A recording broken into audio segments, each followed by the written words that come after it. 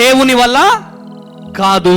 నా అప్పులిక తీరవు, నాకు పిల్లలిక పుట్టరు అనుకుంటున్నావా? లే, ఆ బిడ్డని దేవుడు చూపిస్తా ఉన్నాడు. ఆమేనండి. దేవుడు చెప్పమన్నాడు, వచ్చే సంవత్సరం కల్లా చక్కని కుమారుడు నీ ఊడిలో ఉండబోతున్నాడు. దేవుడు ఉన్నాడని ఇక్కడ. ఎక్కడి నుంచి వచ్చారు? కర్నూలు నుంచి వచ్చాము సార్. కర్నూలు నుంచి వచ్చారా?